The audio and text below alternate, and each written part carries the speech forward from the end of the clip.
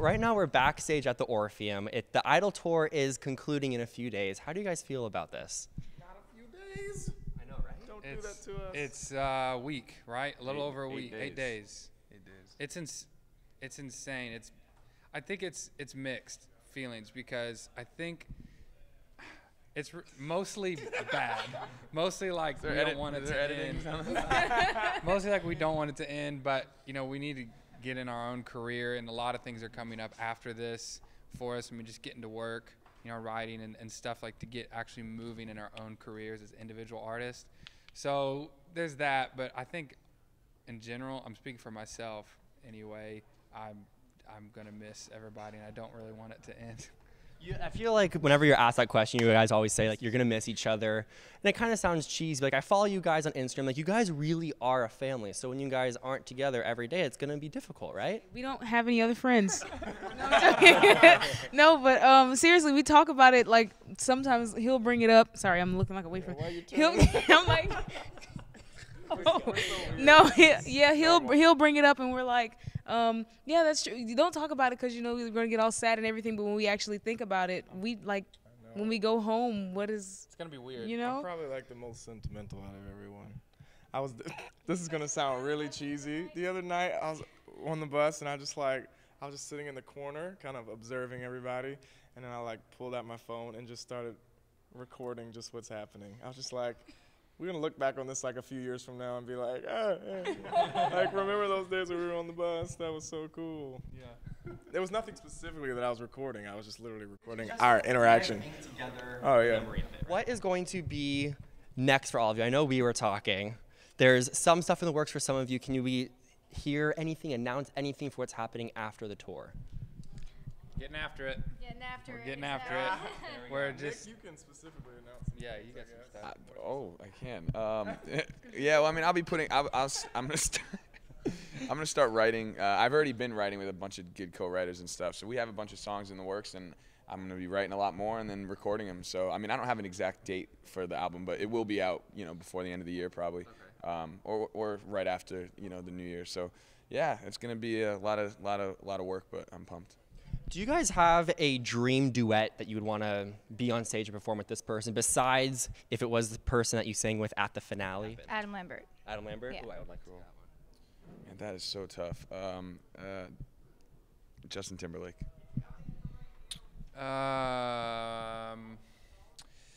That's really hard. I'd say Stevie Wonder. I don't know. Skip me. Go ahead. Okay, from the older kind of artists, I would say Lionel Richie. From like current artists of today, I'd probably say Sam Smith. You know, my answer is a little scary because I'm pretty sure I wouldn't even sing. I'd probably just stare at her because she's so good. Patti LaBelle. Yes, I don't want to sing with her. I want to stand on stage with her and just admire her singing. No, seriously though, if I could sing with her, I would. And also Prince, just to like get to perform with him would be great too.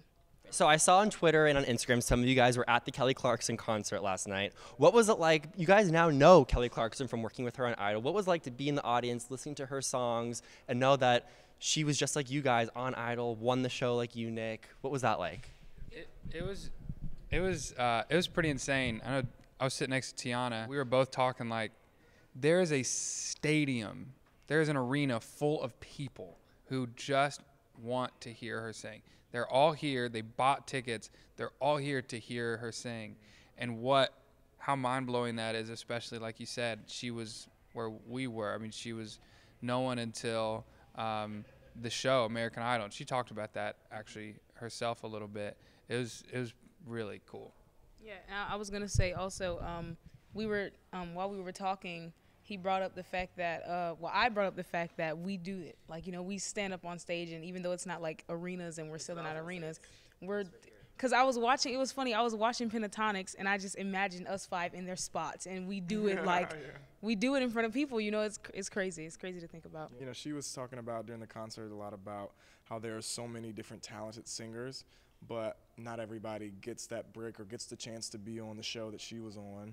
you know, that we were on Idol. And so I thought it was just really cool to see, like, you know, we have a chance to get to that level too. You know, we're already have made so much progress in our careers from this show, and it's really a cool thing to look at. So it was really cool just like sitting back watching her, like, that could be us, you know.